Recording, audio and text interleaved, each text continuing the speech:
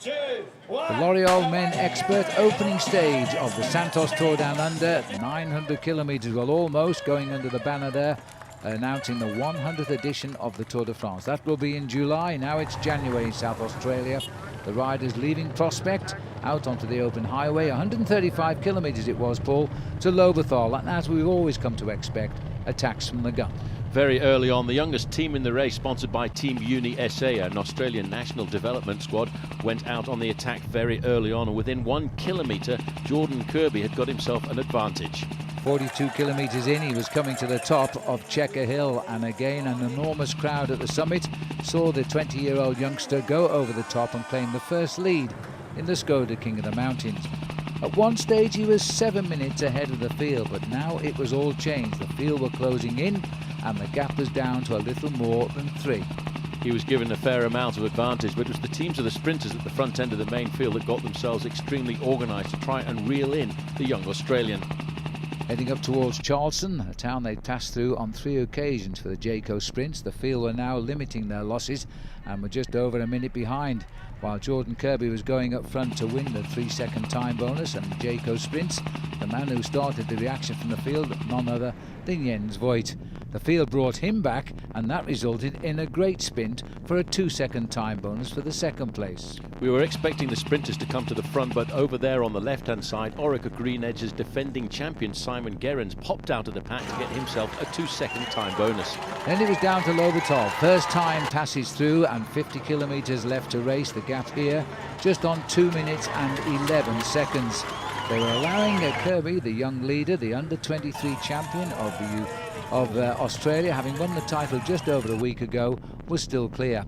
But they came to Charleston again, 92 kilometres covered, and this time although Kirby was getting the 3 seconds, what a sprint it was for second place. Man coming up fast on the left-hand side there, challenging the Spanish champion Rojas, was Thomas de Kent. He finished on the podium in the Giro d'Italia last year after winning one of the biggest stages. Everybody catching on to the fact that the Santos Tour Down Under, even though it's 6 days, is often won by no time splits at all, as was the case last year.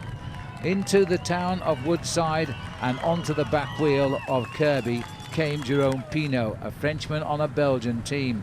With the hill up front, he went straight by Kirby and now was trying to win the race for himself. In fact, he built up an advantage of 1 minute and 15 seconds, but the main field was completely controlled by the teams of the sprinters. Orica Green Edge were keen to stay at the front, so too were Lotto Belisol, and never very far away, Argos Shimano in the white jerseys. Now they were heading into Charleston for the last time, and it would be 118.5 kilometres covered, and Philippe Gilbert, the world champion, sprinted clear of the field. Surely he couldn't catch Jerome Pinault with the finish just up the road, but catch him he did and took the 3-second time bonus at the Jayco sprint right on the line.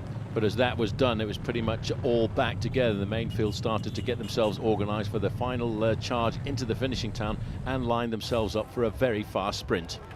So into Lobethal for the last time. It was now a battle of the sprinters. It seemed at first the Spanish riders were applying pressure and breaking up the sprinters, but it was a very familiar sight as they swung into the finish at Lobethal, as at Lotto Belisol, Greg Henderson took over at the front, leading out that man Andre Greipel. And when Greipel made his move, he was winning by half a street. As he came over the line, it would be his 12th in history stage win, equaling the feat of Robbie McEwen, but his first of this year's Santos Tour Down Under. The big German would be the first leader of the race.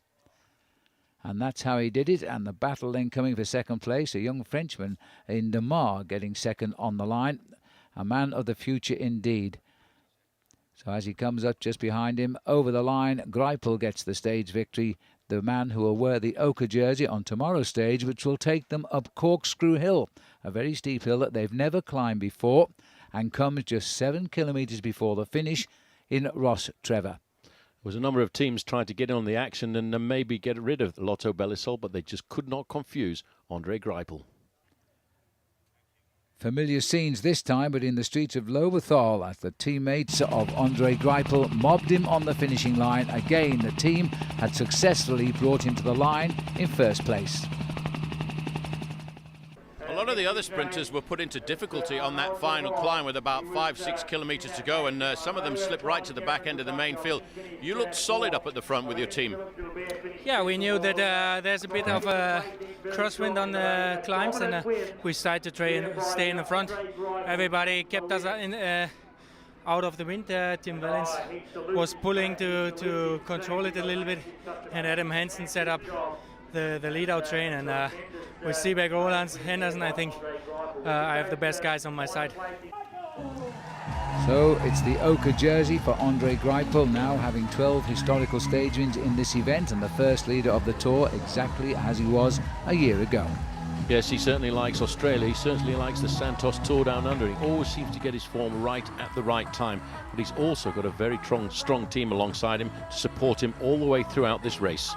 Flowers being presented there by Leon Bignell, the new Minister of Tourism, Recreation and Sport. So the race goes on tomorrow. It won't be a sprint finish over Corkscrew Hill. Will this man be in ochre then? Goodbye.